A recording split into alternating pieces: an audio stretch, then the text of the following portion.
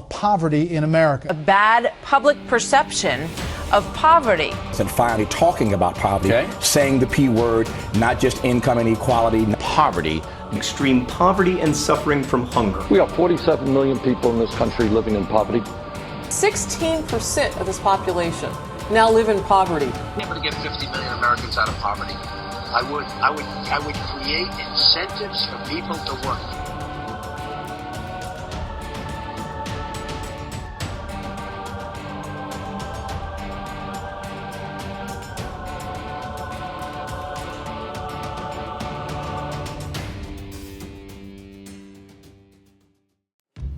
What is poverty?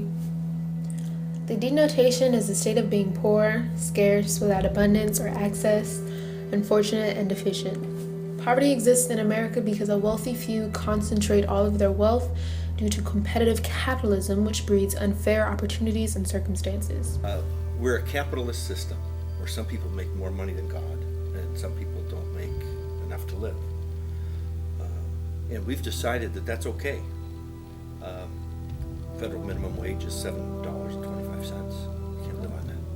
It's as if the culture said it's fine if a certain percentage of us don't have enough to barely stay alive. Which is strange because there are many countries where they go, no, we're a wealthy country. Everybody should have at least the basics. Why we've decided, who knows? Yeah. That's a good question.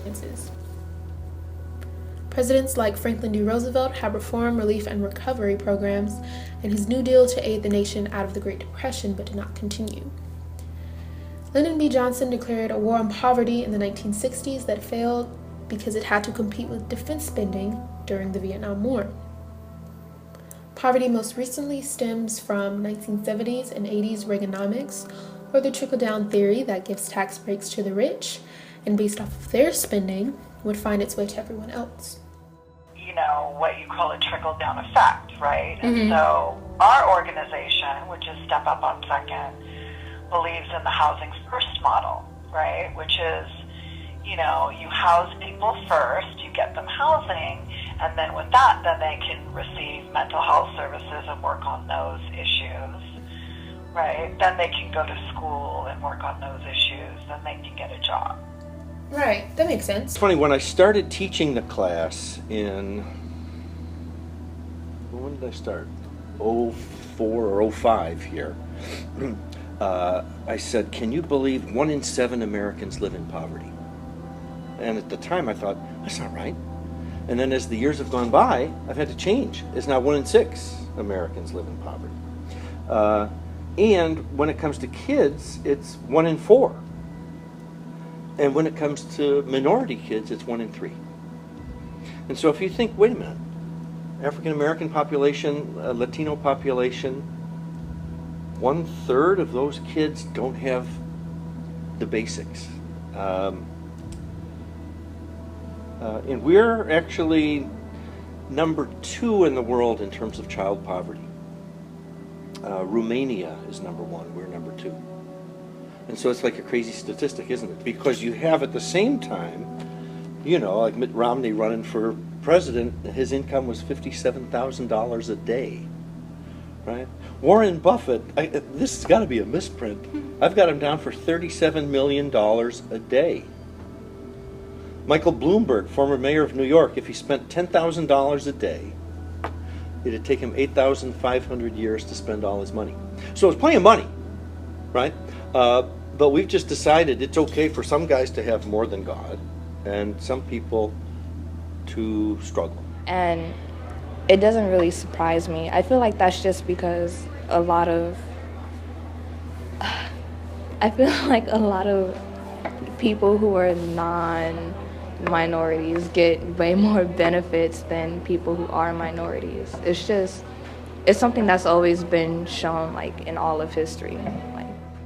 More than 16 million children in the United States live in families with incomes below the federal poverty level of $23,550 per year for a family of 4.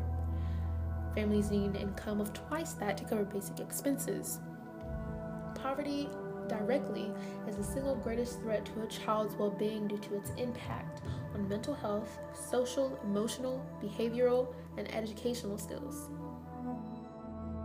And really, in the last presidential election with Obama and Romney, they kept saying, the middle class, we need to do something for the middle class. And I'm in the middle class, so I'm happy with that, but you got 1 in 3 minority kids living in poverty.